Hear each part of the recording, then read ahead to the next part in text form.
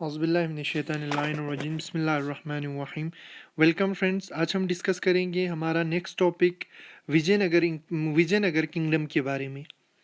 इसमें हम जानने की कोशिश करेंगे विजयनगर के administration, society, culture, rulers, dynasties, इन सब के बारे में।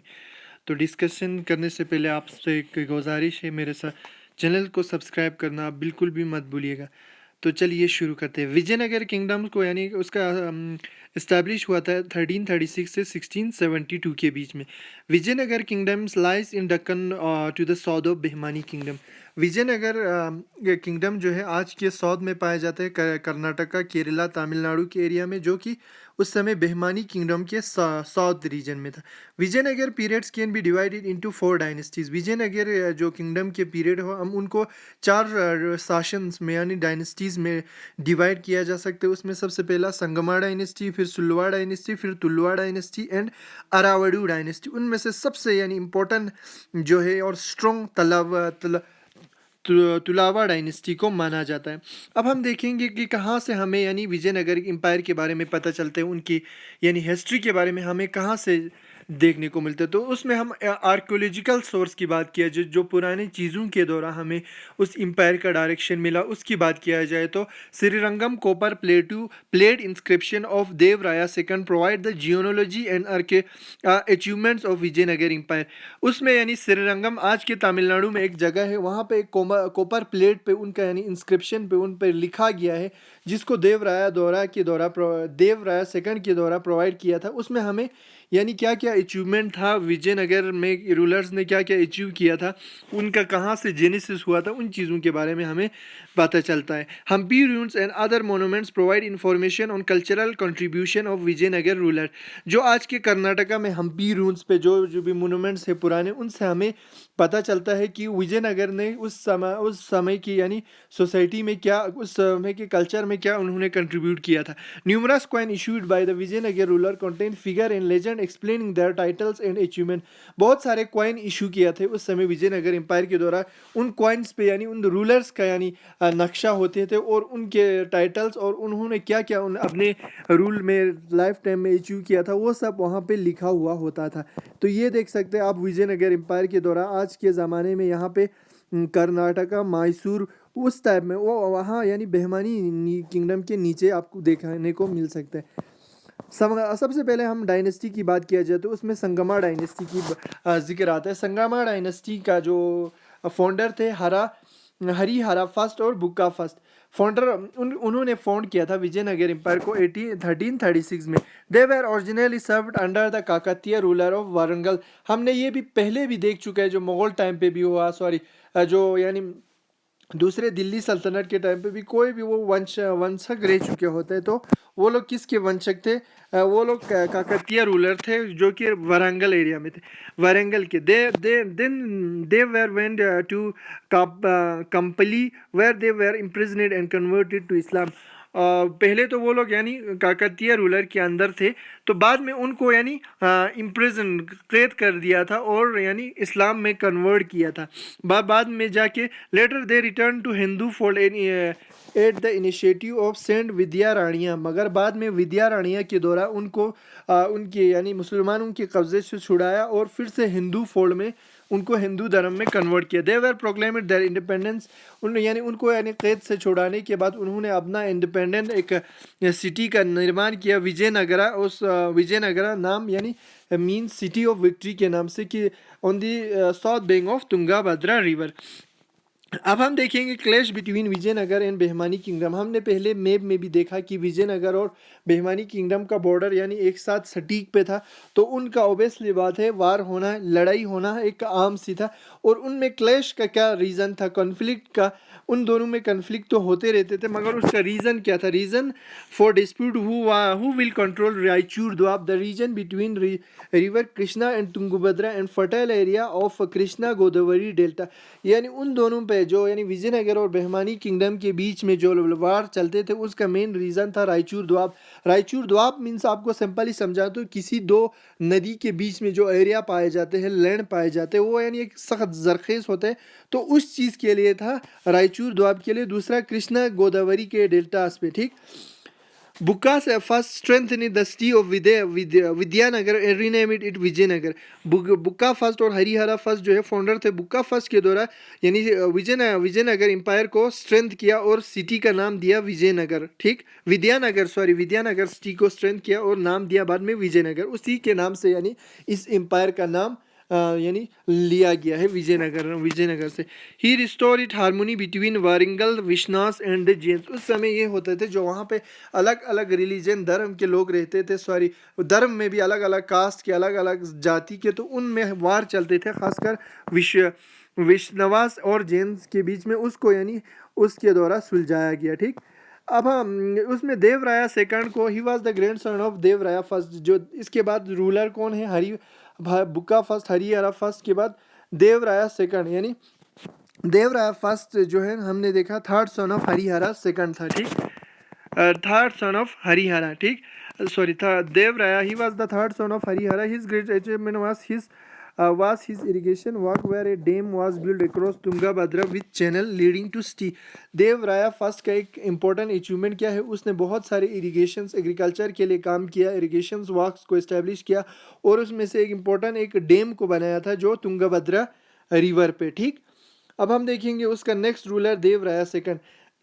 देवराया सेकंड जो है वो ग्रैंड सन था किसका, देवराया फर्स्ट का. Devaraya second began the practice of employing Muslim cavalry and archers in army on large scale. Devaraya second के द्वारा बहुत सारे मुस्लिम जो पर्सन्स थे, मुसलमानों को उसने यानी अपने शासन में कैवलरी यानी आर्मी में लाया, किस लिए, तीर चलाने के लिए और गोला बारूद करने के लिए. ठीक, he in his inscription he has title of Gajabetekara the elephant hunter. उसके इंस्क्रिप्शन में जो पुरानी चीज़ें उनके बारे में लिखा गया है उसको यानी गजा बदकर के नाम से भी जाना जाता है, यानी एलिफेंट हंटर. आप इसको याद रखने की कोशिश करें. ठीक, अब हमने देखा सुलवा डायनेस्टी. इसके बाद आता है सुलवा डायनेस्टी. द सुलवा डायनेस्टी को कब से कब तक, 1486 से 1505 एडी तक. फाउंडर कौन था, सुलवा नरसिम्हा. और दूसरा नेक्स्ट रूलर त्रिमूल एंड इमादी नरसिम्हा. ठीक, both were minors during the regency of Narasa Nayak. Vasco da Gama landed in Calicut during his reign in 1498. Vasco da Gama जो पोर्चुगीज से आए थे वो उस यानी इस सुलवा डायनेस्टी के टाइम पे आए थे. किस के टाइम पे, तिरुमूल और इमादी नरसिम्हा के दौरान. सुलवा डायनेस्टी का कुछ खास कंट्रीब्यूशन नहीं है, तो हम अब देखेंगे नेक्स्ट डायनेस्टी को, यानी तुलवा डायनेस्टी. तुलवा डायनेस्टी का फाउंडर है नारसा नायक. इस यानी डायनेस्टी का एक important ruler Krishna Devaraya the greatest of Vijayanagar ruler belong to the Tuluva dynasty. सिर्फ इस डायनेस्टी का नहीं, पूरे विजयनगर एम्पायर का यानी एक इम्पोर्टेंट रूलर था कौन, कृष्णा देवराया. वो इस डायनेस्टी से बिलोंग करता था.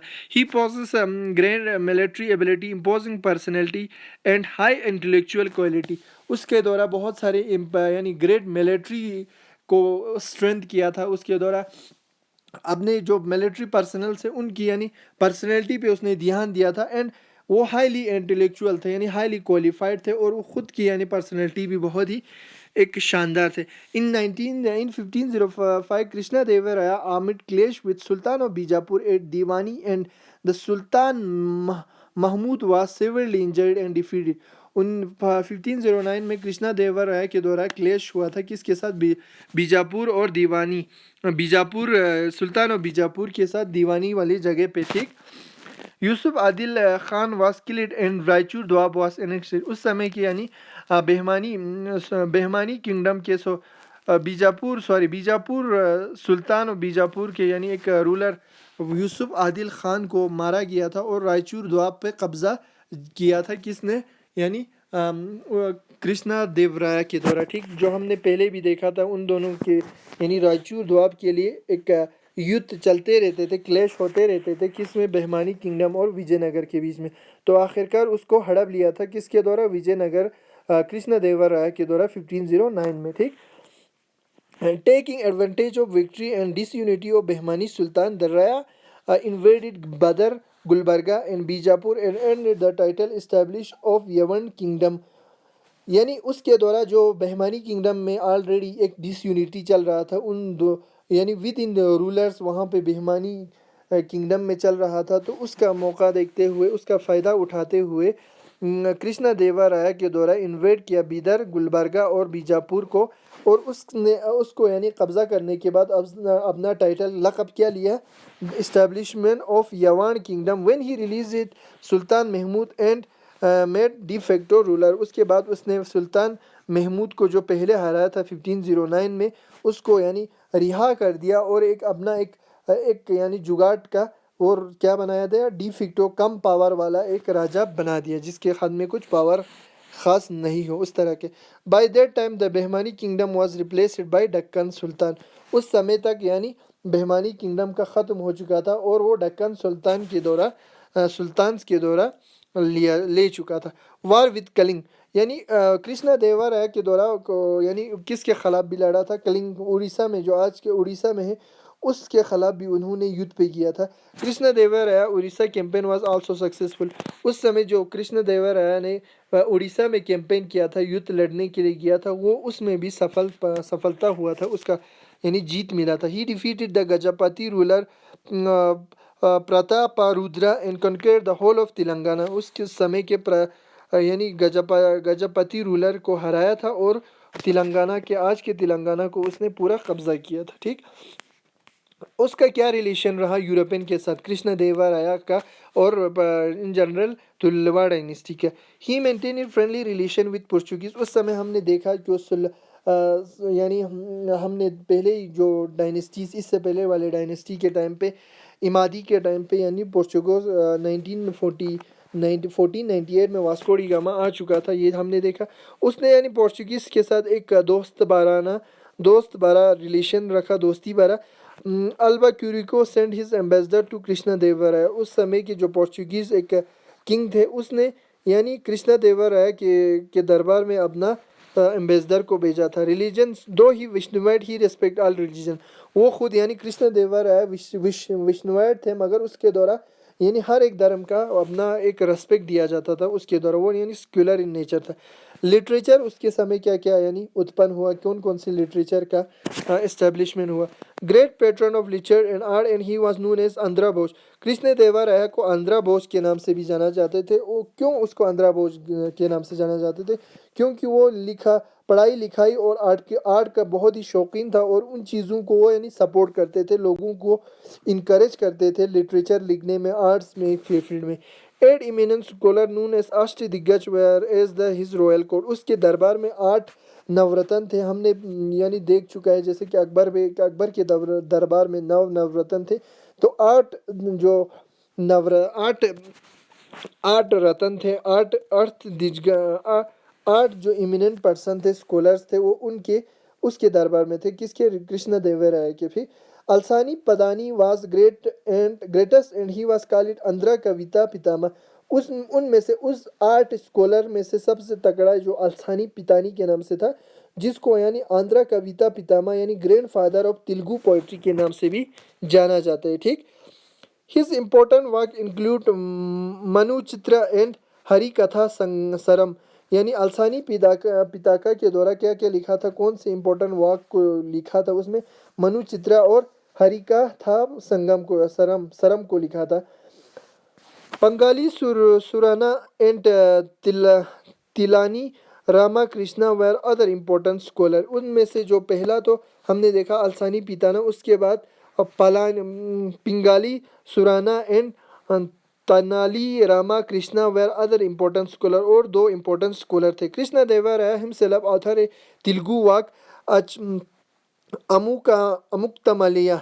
उसके द्वारा यानी कृष्ण देवा राय के खुद के द्वारा भी एक लिखा गया था तेलुगु में, एक उसमें यानी उसका नाम क्या था, अमुक्तमलया। एंड संस्कृत में उसने क्या लिखा था, जम्बाविता कल्याण एंड उषा परिनियम, ये 2 संस्कृत में उसने लिखाया था। कंस्ट्रक्शन वर्क उस जमाने में क्या क्या हुआ था कृष्ण देवा राय के दौर में। Repair in most of the temple of south India, बहुत सारे साउथ इंडिया के टेम्पल्स को उसने रिपेयर किया था। और उसने एक फेमस विठल स्वामी और हजारा रामा स्वामी टेम्पल को विजयनगर में उसने क्या किया था, बिल्ड किया था। ये याद रखना, विठल स्वामी और हजारा रामा स्वामी, ये 2 टेम्पल को। अब हम देखेंगे build a new city called Nagalapuram. उसने एक नया सिटी का इस्टेब्लिश किया था नयापुरा के नाम से, नगालपुरम के नाम से। Loss of Vijayanagar to Bahmani after his death, उसके मरने के बाद यानी बेहमानी किंगडम्स के यानी जो विजयनगर एम्पायर का हार हुआ था किसके हाथों, बेहमानी kingdom. Achyuta Deva and Venkata succeeded the throne, ठीक। बैटल ऑफ तालीकोट, ये एक इम्पोर्टेंट यानी बैटल है इस ज़माने में, उस दौर में। During the reign of Rama Raya the combined force of Bijapur, Ahmednagar, Golconda and Bidar defeated him in 1565, यानी उसके बाद जब देवा राया के मरने के बाद दूसरा जो रूलर था रामा राया, हमने पहले देखा था कि 1509 में के बाद किस तरह से यानी जब कृष्ण देवा राया ने उन सबको डिसयूनिटी को देखते हुए भीमानी किंगडम में किस तरह यानी उन सारे जैसे कि बीजापुर, अहमदनगर, गोलकोंडा को हराया था। अब यानी उलट हो रहा है, ठीक।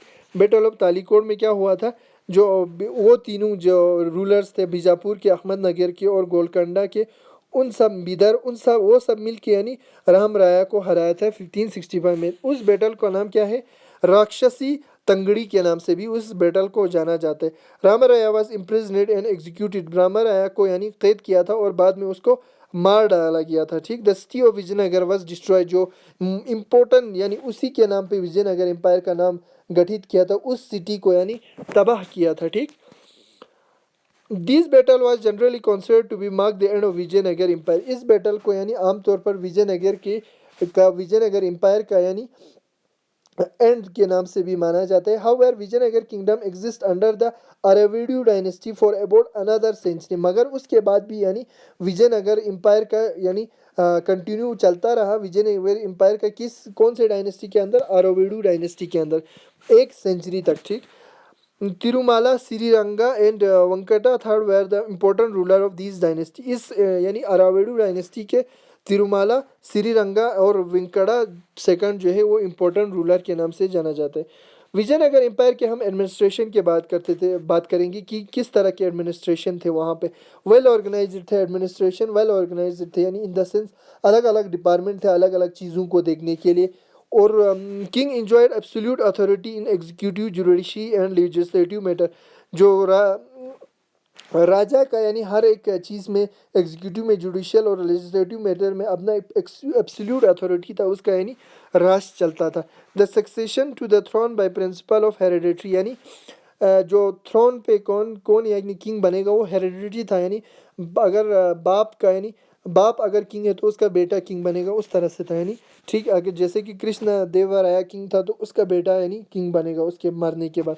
सक्सेशन इस तरह से था, succession. Sometime usurpation to the throne took place as Tuluva Narasimha came to be power by ending the Sangama dynasty, मगर कुछ टाइम पे हमें ये भी देखने को मिला कि हेरिडिटी को ख़त्म कर दिया। मान लो किसी का बाप राजा है तो उसको बनने नहीं दिया, उसके उसके जगह पे किसी और ने कब्जा कर दिया, जिस तरह से हमने देखा था सुलवा नरसिम्हा के दौरान जब संगमा डायनेस्टी का ख़त्म हुआ था, ठीक।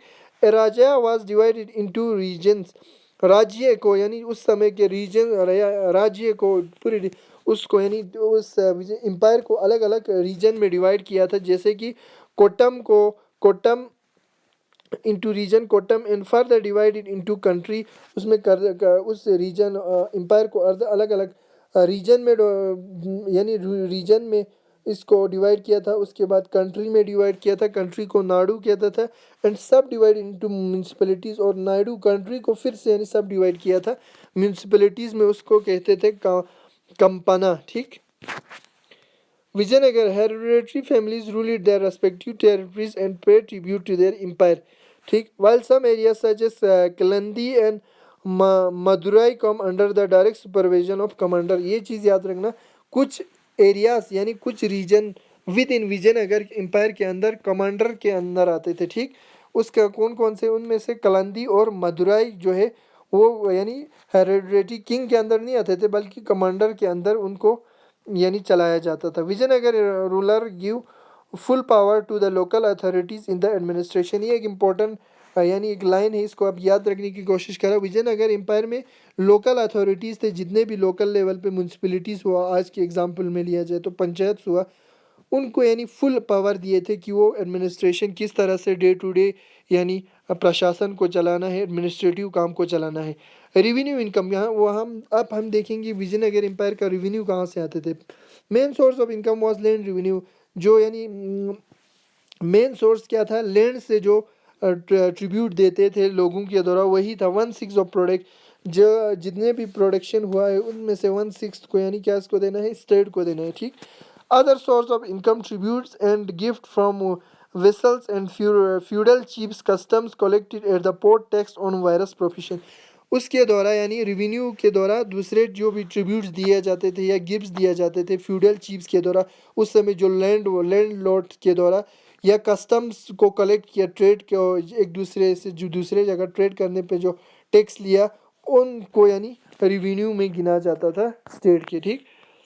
मिलिट्री किस तरह था, मिलिट्री तो वेल ऑर्गेनाइज था और इफिशिएंट था। It consist of cavalry, infantry, artillery and elephant. उसमें तोपखाने भी थे यानी आर्टिलरीज भी थे, और एलिफेंट्स भी पाए जाते थे। कैवलरी यानी बहुत बड़े घोड़े हुआ, एलिफेंट हुआ, उन चीज़ों का था। High breeded horse were produce from foreign trade.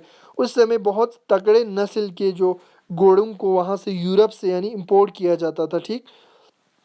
High breeded horse were procedure it for foreign traders, ठीक। सोशल लाइफ क्या कहते थे, अल्सानी पिताना के द्वारा लिखते हैं in Manucharitra that Vijayanagar society had 4 caste. उस समय विजयनगर सोसाइटी में 4 कास्ट पाए जाते थे, ब्राह्मण, क्षत्रिय, वैश्य और शूद्र। फॉरेन ट्रेवलर्स अकाउंट, फॉरेन जो लोग यहाँ पे आए थे उन्होंने क्या लिखा है विजयनगर एम्पायर के बारे में, हम उस चीज़ को देखने की कोशिश करेंगे। They left account on the splendour of building in luxurious social life in.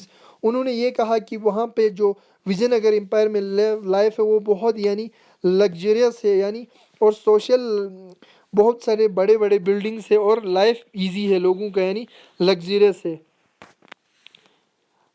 Silks and cotton were mainly used, वहाँ पे यानी सिल्क और कॉटन का आमतौर पर यूज़ किया जा रहा है था। Perfumes, flowers and ornamental were used by people. लोगों के द्वारा इत्र या हुआ, गुलाब हुआ और दूसरे भी ऑर्नामेंट्स हुए जैसे कि ज्वेलरीज, ये सब यूज़ किया जाते थे लोगों के द्वारा। Dance, music, wrestling, gambling and cock fighting were amusement, यानी उस समय डांस करना, नाचना गाना, रेसलिंग करना, गैम्बलिंग करना और कॉक फाइट जो है वो आम एक साधन होते थे इंटरटेनमेंट का। रिलीजन किस तरह से था, संगमा रूलर्स वेयर चीफली शेवियर्स। जो संगमा रूलर्स थे उसमें वो मेनली क्या थे, शिव भक्त थे। देयर फैमिली डाइटी, उसके जो फैमिली के जो गॉड्स थे उनको वरुपाक्ष कहते थे। Other dynasties were vaishnavites. जो दूसरे डायनेस्टीज है, अराविडु, तुलुवा, वो सब क्या थे, विष्णुवाइट्स थे। मगर सिर्फ संगमा डायनेस्टी जो सबसे पहला डायनेस्टी था, वो क्या थे, शिववेट्स थे। श्री विश्वरम and Rama Ramanujan were very popular. Ramanuju were very popular. Sorry अगर इसमें नाम लेने में गलती हुआ है तो। बड़ाल किंग्स वर रिलीजियस टॉलरेंट। वो यानी अपना धर्म अलग अलग थे, जैसे कि किसी का विष्णुवाइट हुआ, किसी के शेवेट्स हुआ। मगर वो लोग क्या थे, रिलीजियस टॉलरेट करते थे। जो हिंदू हुआ, दूसरे बुद्धिस्ट हुआ या मुसलमान, जो भी अलग अलग धर्म के लोगों को वो लोग क्या करते थे, रेस्पेक्ट देते थे उनके प्रति, यानी अपना सम्मान रखते थे। Muslim were employed in the administration and they were freely allowed to build mosque and worship.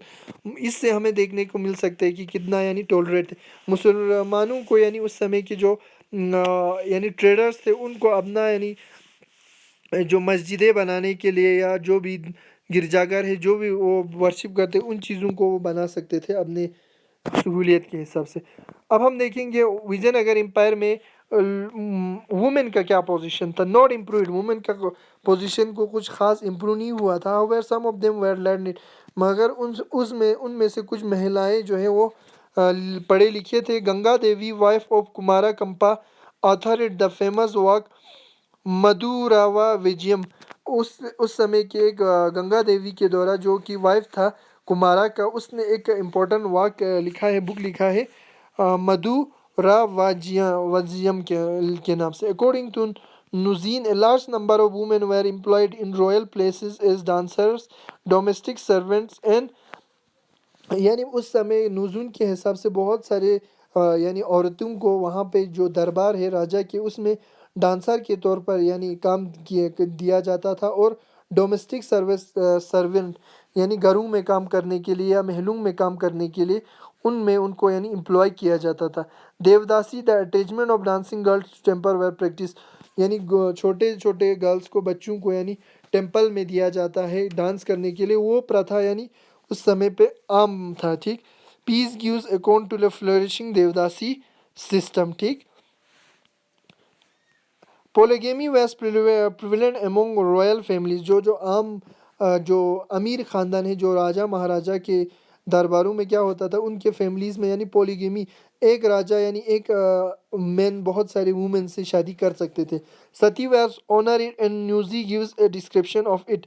Nunes, sati उस समय यानी सती को पालन किया जाता था। सती करना एक यानी रेस्पेक्ट था, यानी सती को करना एक जिम्मेवारी था, एक रिलीजियस प्रैक्टिस से माना जाता था इसको यानी। ठीक। इकोनॉमिक कंडीशन क्या था, according to foreign traveller account, Vijayanagar empire was one of the wealthiest part of the world at that time. जो बाहर के लोग यहाँ से आए, यहाँ पे आए, जैसे पोर्चुगीज़ के जो भी बाहर से लोग आए, उनके द्वारा ये लिखा जाता है कि उस समय के विजयनगर एम्पायर जो है ना, वर्ल्ड में, पूरी दुनिया में एक सबसे वेल्थिएस्ट स्टेट था, वेल्थिएस्ट एम्पायर था। Chief occupation of people were agriculture, लोगों का जो आम जो काम था वो खेती बाड़ी था। Vijayanagar rulers provide stimulus to it by providing irrigation facilitating by building dams and construction tank across rivers like Tungabhadra. लोगों का यानी आम क्या था, आम ऑक्यूपेशन तो एग्रीकल्चर था ही, मगर उस समय के जो विजयनगर रूलर्स के द्वारा उनको फिर से सहूलियत प्रोवाइड किया, उनके एग्रीकल्चर को फिर से बढ़ाया, किसके द्वारा, उन्होंने इरिगेशन के फैसिलिटीज़ को मुहैया किया, डैम्स वेम्स बनाए और अलग अलग कनाल्स बना के यानी एग्रीकल्चर प्रोडक्टिविटी और एग्रीकल यानी फार्मर का काम को ईजी किया और उनके ऑक्यूपेशंस को सराहना। ठीक। इंडस्ट्रीज़ कैसे थे, industries were organized into guilds. Industries को यानी अलग अलग गिल्ड्स में, यानी गोल्ड स्मिथ का अलग, सिल्वर स्मिथ का अलग, यानी अलग अलग जो काम करते थे उनका अलग अलग ग्रुप बना हुआ था, समूह बना हुआ था।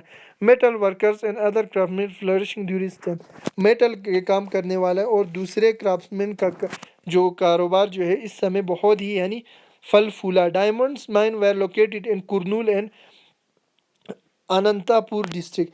उस समय के यानी डायमंड्स का यानी कहाँ पे पाए जाते थे, डायमंड्स माइंस को यानी कुरनूल में पाए जाते थे। ट्रेड्स किस तरह से करते थे, a great central of trade. ठीक। बहुत सारे ट्रेड्स किए जाते थे। चीप गोल्ड कॉइन वास वरा वरा वरा उस समय की जो गोल्ड कॉइन्स को क्या कहा जाते थे, वरा कहा जाते थे। But weights and measures vary from place to place, मगर जो यानी नापतोल का सिस्टम था वो अलग अलग था, एक रीजन में अलग, दूसरे रीजन में नापतोल का सिस्टम अलग था। ठीक। Inland coastal and oversea trades contribute to general prosperity. उस समय यानी विद इन रूलर के अंदर, स्टेट के अंदर ट्रेड हुआ या दूसरे जगहों पर दूसरे कंट्रीज़ के साथ ट्रेड हुआ, उससे यानी ट्रेड का बहुत ही यानी फल फूला। Number of seaports on both of the coast had resulted in foreign trade with Arab, Persian, South African and Portuguese on west and with Burma, Malaya Peninsula and China on the east। हम देखते हैं यानी जैसे कि अभी east और waste दोनों side का यानी जहाँ पे पोर्ट बने थे, ईस्ट कोस्ट पे भी वेस्ट कोस्ट पे भी आज के इंडिया के, तो उससे क्या हुआ, उनका यानी ट्रेड हुआ, फ्लरिश हुआ दोनों साइड से, यानी ईस्टर्न साइड में भी वेस्टर्न साइड में। ईस्टर्न साइड की बात किया जाए तो उस आज के ज़माने के चाइना के साथ, वेस्टर्न की बात किया जाए तो अरब लोगों के साथ उनका ट्रेड हुआ।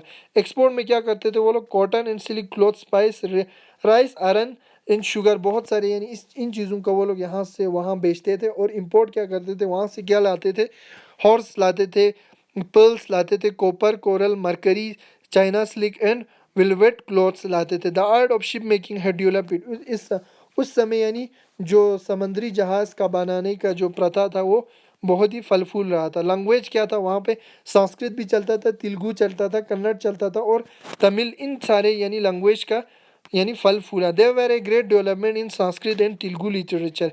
उस समय यानी संस्कृत और तेलुगु लिटरेचर का बहुत ही यानी फल फूला। तो आज हमने देखा इस चीज़ को। आई होप आपको समझ। Thank you for discussion. आप मेरे चैनल को सब्सक्राइब करना बिल्कुल भी मत भूलिएगा। Thank you.